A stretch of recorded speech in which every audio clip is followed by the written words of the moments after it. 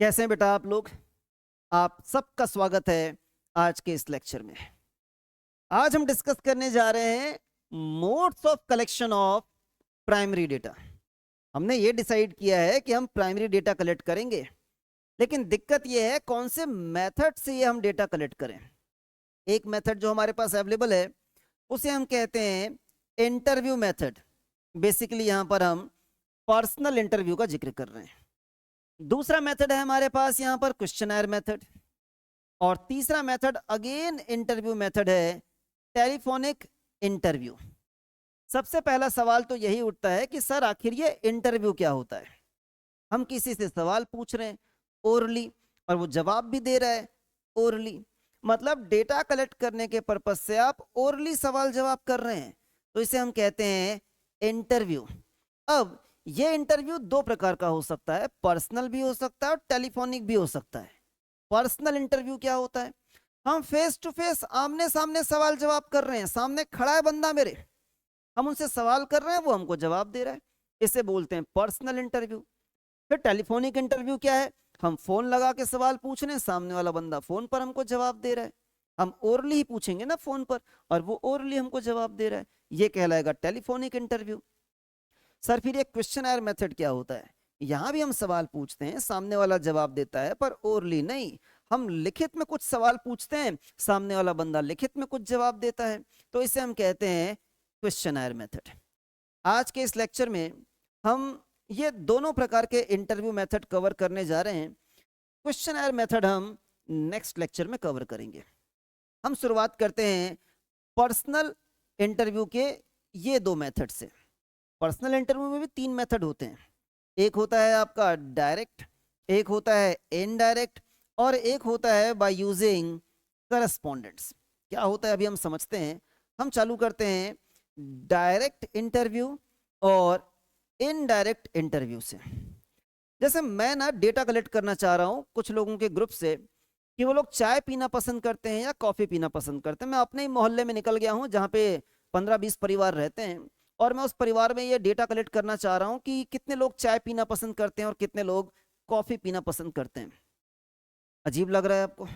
नहीं बेटा, ऐसे ही सवाल पूछे जाते हैं स्टैटिस्टिक्स में। अभी सेंसस वाले आ रहे हैं ना आपके घर में, क्या सवाल पूछ रहे हैं वो कि आप चावल ज़्यादा खाते हैं या गेहूं ज़्यादा खाते हैं। हाँ, तो सवाल इस तरह के हो सकते हैं। तो मैं यहाँ पर जाकर पर्सनली हर व्यक्ति से पूछ रहा हूँ, अपने मोहल्ले के सब लोगों को जानता हूँ मैं कि भाई आप चाय पीना पसंद करते हैं या कॉफ़ी पीना पसंद करते हैं। तो जिस व्यक्ति के बारे में मुझे डेटा कलेक्ट करना है मैं उसी व्यक्ति से पूछ रहा हूँ। इसे हम कहते हैं डायरेक्ट इन्वेस्टिगेशन या फिर डायरेक्ट इंटरव्यू। लेकिन क्या हो अगर मुझे पूरे शहर के बारे में डेटा कलेक्ट करना है कि पूरे शहर में जितने लोग रहते हैं उनमें से कितने लोग चाय पीना पसंद करते हैं और कितने लोग कॉफी पीना पसंद करते हैं, तो अब ये काम थोड़ा सा मुश्किल हो गया है, क्योंकि इतने सारे लोगों से जाके पूछना और डेटा कलेक्ट करना काफी ज्यादा टाइम लगेगा, काफी ज्यादा एफर्ट लगेगा, काफी ज्यादा खर्चा आएगा। तो हम ना एक दूसरा तरीका अपनाते हैं। हम उस चाय की दुकान पे चले जाते हैं जहां चाय और कॉफी दोनों बेचा जाता है।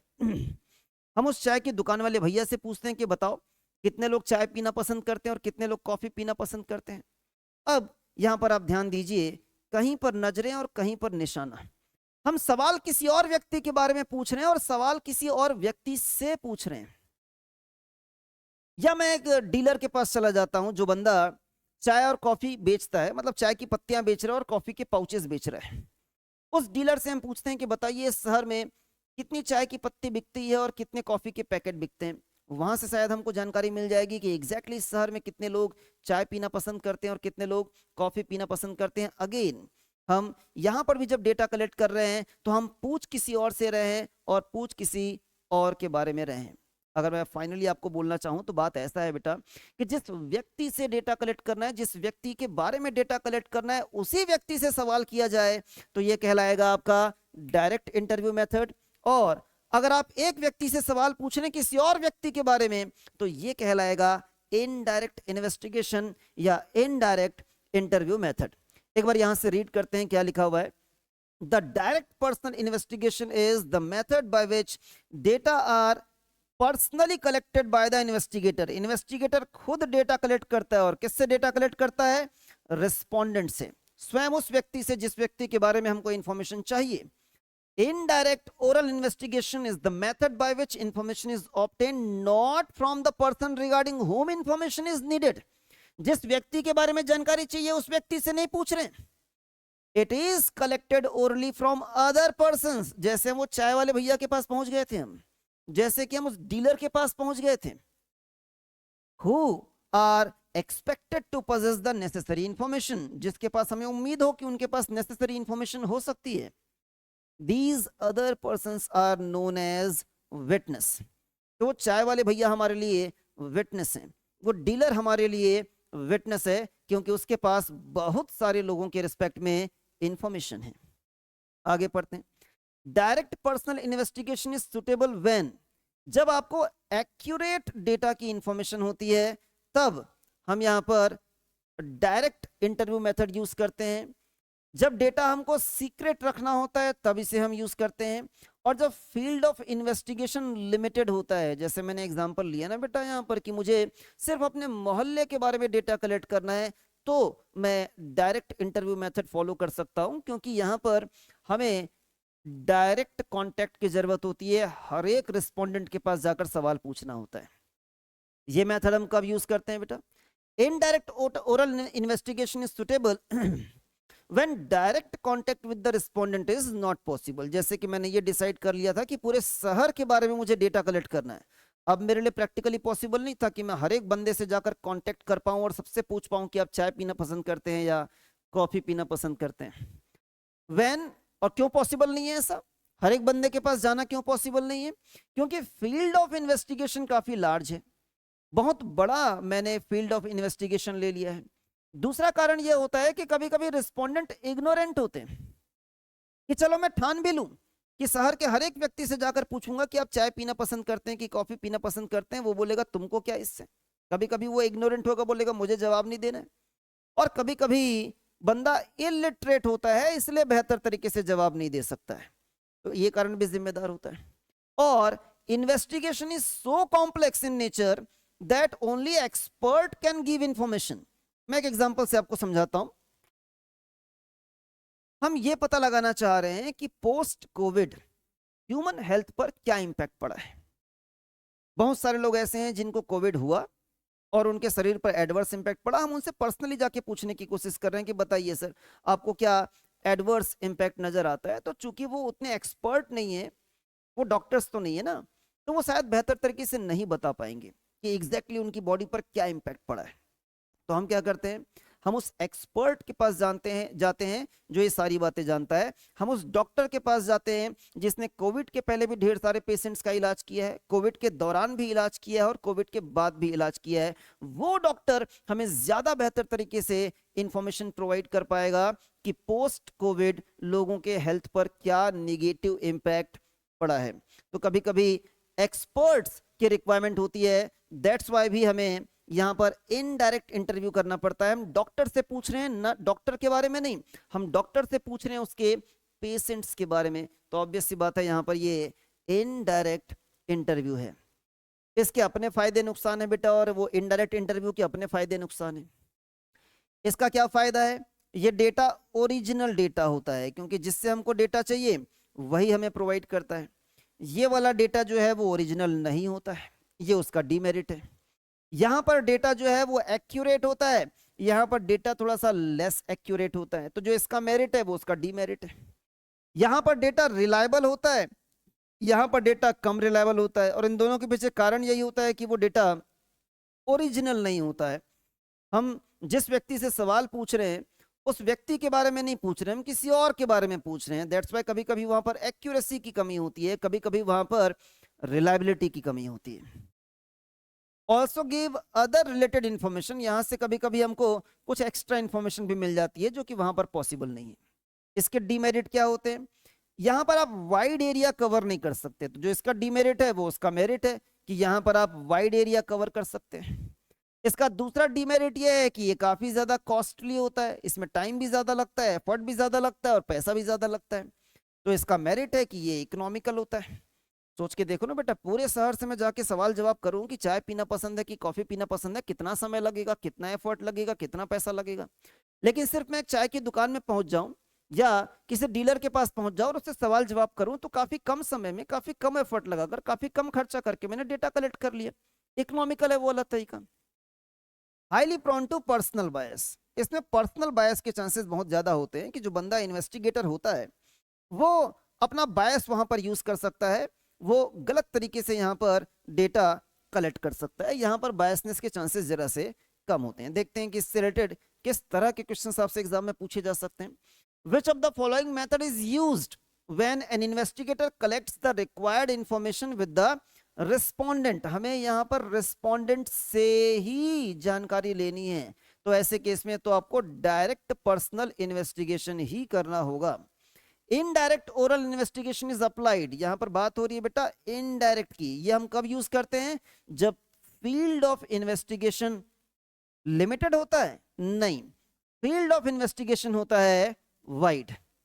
अगेन अगेन दोनों मेथड्स के बारे में, डायरेक्ट मेथड और इनडायरेक्ट मेथड के बारे में यहां पर क्या डिफरेंसेस होते हैं वो हमसे डिस्कस करने के लिए बोला जा रहा है। आइए जल्दी से डिस्कस करके आगे बढ़ते हैं। बोलता है investigator establishes direct contact with the respondent. Obvious सी बात है बेटा, हम जाकर उसी व्यक्ति से मिलते हैं जिसके बारे में हमको जानकारी चाहिए। यहां पर investigator contacting other than those, हम दूसरे लोगों से जाकर मिलते हैं अबाउट हुम इंफॉर्मेशन इज सॉट, जिनके बारे में जानकारी चाहिए उसके अलावा किसी और व्यक्ति से जाके हम मिल रहे होते हैं। Preferred when investigation is small, obvious सी बात है यहां पर हम तब करते हैं जब ये रिलेटिवली लार्ज होता है, ये होता है कॉस्टलियर और ये होता है इकोनॉमिकल। सारे पॉइंट यहां पर रिपीटेड हैं। अब वो जो इंटरव्यू मेथड था बेटा हमारा, पर्सनल इंटरव्यू मेथड, उसमें जो तीसरा केस था जिसमें हम करस्पॉन्डेंट्स को यूज करते हैं, इसका सबसे बेहतरीन एग्जांपल है जो इंफॉर्मेशन न्यूज चैनल वाले कलेक्ट करते हैं। जो टेलीविजन के न्यूज चैनल्स होते हैं ना, वो लोग जो डेटा कलेक्ट करते हैं उनकी रिक्वायरमेंट थोड़ी सी स्पेसिफिक होती है। कैसी रिक्वायरमेंट होती है? उनको डेटा एक बार कलेक्ट नहीं करना है, उनको डेटा बार बार कलेक्ट करना है। अब जैसे मुझे डेटा कलेक्ट करना था कि चाय पीते हो या कॉफी पीते हो, तो मैंने एक बार डेटा कलेक्ट किया, काम खत्म। लेकिन उन्हें आज भी डेटा कलेक्ट करना है, आज सुबह डेटा कलेक्ट करना है, दोपहर में डेटा कलेक्ट करना है कि देश के कौन से स्टेट में, कौन से शहर में, छोटे शहर में, बड़े शहर में कौन सी घटना हुई है जो हम देश को रिपोर्ट कर सकते हैं। तो उनको सुबह भी डेटा चाहिए, उनको दोपहर को भी डेटा चाहिए, उनको शाम को भी डेटा चाहिए, उनको आज भी इंफॉर्मेशन चाहिए, उनको कल भी इंफॉर्मेशन चाहिए, उनको परसों भी इंफॉर्मेशन चाहिए। उनको बार बार डेटा कलेक्ट करना होता है, उन्हें बार बार इंफॉर्मेशन की रिक्वायरमेंट होती है, कंटिन्यूटी में इंफॉर्मेशन की रिक्वायरमेंट होती है। तो ये लोग क्या करते हैं ना, देश के हर छोटे बड़े शहर में अपना करस्पॉन्डेंट अपॉइंट कर देते हैं। वो जो बंदा माइक लेकर घूमता रहता है, जो नेताओं से सवाल पूछता रहता है, पब्लिक से सवाल पूछता रहता है, हाँ वो बंदा करस्पॉन्डेंट होता है जो न्यूज चैनल में आपको नजर आता है। वो हर छोटे बड़े शहर में अपना करस्पॉन्डेंट अपॉइंट कर देते हैं। वो करस्पॉन्डेंट क्या करता है? डेली बेसिस पर सुबह दोपहर शाम उस शहर में होने वाली हर छोटी बड़ी घटना को क्या करता है? रिपोर्ट करता है। और अकॉर्डिंगली फिर दिल्ली में जो न्यूज चैनल होते हैं वहां पर वो लोग डिसाइड करते हैं कि कौन सी इंफॉर्मेशन हमको टेलीकास्ट करनी है, कौन सी इंफॉर्मेशन हमको टेलीकास्ट नहीं करनी है। आइए और बेहतर तरीके से समझते हैं, बात आपको समझ में आएगी। Under this method the investigator appoints local person, जो वहां पर्टिकुलरली वहां का रहने वाला बंदा होता है उसे हम करस्पॉन्डेंट के रूप में क्या करते हैं? अपॉइंट करते हैं। They collect information in their own way, वो अपने तरीके से वहां पर डेटा कलेक्ट करते हैं and furnish the same with the investigator, और वो डेटा वो लोग फर्निश करते हैं। सुटेबिलिटी, ये मेथड कब सुटेबल होता है? The information is to be used by journals, magazines, radio, television. ये एग्जांपल मैं भी आपको लेकर बता रहा था। Regular and continuous information is needed, जब आपको रेगुलर इंफॉर्मेशन की जरूरत रहेगी, कंटिन्यूअस इंफॉर्मेशन की जरूरत रहेगी, तो आपको इस प्रकार से करस्पॉन्डेंट्स अपॉइंट करके ये इंफॉर्मेशन कलेक्ट करना होता है। The area of investigation is large, obvious सी बात है पूरे देश भर में हर छोटे बड़े शहर में वो अपना करस्पॉन्डेंट अपॉइंट करते हैं। अब इस मेथड के अपने फायदे अपने नुकसान हैं, एक बार जल्दी से हम रीड कर लेते हैं। फायदा यह है कि यहाँ पर इंफॉर्मेशन आपको कंटिन्यूटी में मिलता है, आप एक वाइड एरिया कवर कर सकते हैं, और ये इकोनॉमिकल होता है क्योंकि आप एक बंदे को अपॉइंट कर दीजिए, उसको हर महीने सैलरी देते रहिए, वो महीने भर तक सुबह शाम आपको क्या करता रहेगा? इंफॉर्मेशन प्रोवाइड करता रहेगा। डीमेरिट्स ये हैं, लैक ऑफ ओरिजिनलिटी, क्या होता है, कभी कभी कुछ न्यूज एजेंसीज होती हैं, जैसे हमारे यहाँ पर न्यूज एजेंसी है ANI। ये न्यूज एजेंसी डेटा कलेक्ट करती है और डेटा कलेक्ट करके अलग अलग न्यूज चैनल्स को वो डेटा प्रोवाइड करती है। तो ऑब्वियस सी बात है, न्यूज चैनल वालों ने खुद ने तो वो डेटा ओरिजिनेट नहीं किया है, खुद ने तो वो डेटा कलेक्ट नहीं किया है, डेटा कलेक्ट किया है किसी और एजेंसी ने, और उस डेटा को हम यूज कर रहे हैं। तो वो डेटा कभी कभी ओरिजिनल नहीं होता है, कभी कभी वो डेटा डेटा एक्यूरेट नहीं होता है। जैसे मैं आपको एग्जांपल लेकर बताता हूँ, जब 2000 रुपए का नोट लॉन्च हुआ था डीमोनेटाइजेशन के टाइम पर, तो न्यूज चैनल्स में यह खबर चल रही थी कि उस नोट में एक चिप लगी हुई है। वो नोट आप कहीं भी दबा दीजिए, जमीन के नीचे लॉकर में लगा दीजिए, लेकिन अगर देश की सरकार उसे ट्रैक करना चाहती है तो आसानी से आप ट्रैक कर सकते हैं। तो कोई बंदा ब्लैक मनी करेंसी के फॉर्म में होल्ड नहीं कर पाएगा। अब बाद में ये पता चला कि ये सब फेक न्यूज है, लेकिन हमारे देश के जो बड़े बड़े न्यूज चैनल्स हैं बिल्कुल ऑथेंटिकेट तरीके से ये इंफॉर्मेशन प्रोवाइड कर रहे थे। वो इंफॉर्मेशन एक्यूरेट नहीं था, उनको भी किसी सोर्स से पता चला होगा, किसी करस्पॉन्डेंट से पता चला होगा, किसी करस्पॉन्डेंट ने रिपोर्ट कर दिया, सबने वो इंफॉर्मेशन उठा ली। पर्सनल बायस, कभी कभी यहां पर पर्सनल बायस इन्वॉल्व होता है। जो बंदा रिपोर्ट कर रहा होता है वो एक मामले को अपने नजरिए से देखता है, दूसरा बंदा अपने मामले को अपने नजरिए से देखता है। तो एक ही खबर को दो अलग अलग न्यूज चैनल अलग अलग तरीके से क्या कर सकते हैं, रिपोर्ट कर सकते हैं, उसमें उनका पर्सनल बायस इन्वॉल्व होता है।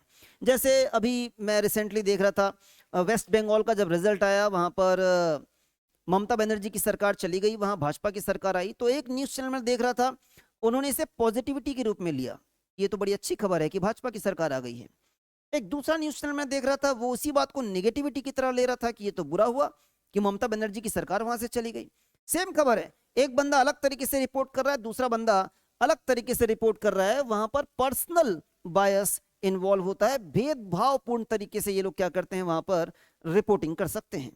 लैक ऑफ यूनिफॉर्मिटी, अगेन जो न्यूज चैनल में न्यूज दिखाया जाता है उसमें कभी यूनिफॉर्मिटी नहीं होती है। एक न्यूज चैनल वाला अलग तरीके से रिपोर्टिंग कर रहा होता है, दूसरे न्यूज चैनल वाला अलग तरीके से रिपोर्टिंग कर रहा होता है, जबकि इंफॉर्मेशन सेम होती है, पर दोनों जगह पर अलग अलग तरीके से जानकारियां दी जा रही होती हैं। और इसके अलावा ये हमारा तो इंटरव्यू मेथड, जो पर्सनल इंटरव्यू मेथड था, वो यहाँ पर कंप्लीट होता है। अब टेलीफोन इंटरव्यू भी छोटा सा कॉन्सेप्ट है, आज हम कवर कर लेते हैं। क्वेश्चनर मेथड हम नेक्स्ट क्लास में कवर करेंगे। कहां पर है यहाँ पर इंटरव्यू मेथड, नीचे कहीं पर लिस्टेड होगा, जल्दी से आ जा भाई। ये यहाँ पर लिस्टेड है, टेलीफोन इंटरव्यू मेथड। बहुत ही सिंपल सी बात है बेटा, मैं जस्ट रीड कर रहा हूँ, आपको बात समझ में आ जाएगी। In this method the investigator collects the desired information from the respondents over the telephone. क्या फायदे क्या नुकसान है, डेटा ओरिजिनल होता है, एक्यूरेट होता है, रिलायबल होता है, काफ़ी सस्ता होता है, आप घर बैठे बैठे फ़ोन लगाकर डेटा कलेक्ट कर ले रहे हैं। डीमेरिट ये है कि यहाँ पर पर्सनल बायस काफ़ी ज़्यादा इन्वॉल्व होता है, limited access to the respondents, और बहुत सारे रिस्पोंडेंट्स ऐसे हैं जहाँ तक टेलीफोन की पहुँच आज भी नहीं है। अगर वैसे लोगों से आप डेटा कलेक्ट करना चाहते हैं तो ये मेथड पूरी तरीके से सुटेबल नहीं होता है। तो आज हम लोगों ने इस लेक्चर में प्राइमरी डेटा कलेक्ट करने का जो इंटरव्यू मेथड होता है, पर्सनल इंटरव्यू और टेलीफोन इंटरव्यू, दोनों हम लोगों ने जिक्र कर लिया। नेक्स्ट लेक्चर में मिलेंगे तो हम पढ़ेंगे क्वेश्चनर मेथड के बारे में। तो मिलते हैं बेटा नेक्स्ट लेक्चर में, तब तक पढ़ते रहो, बढ़ते रहो।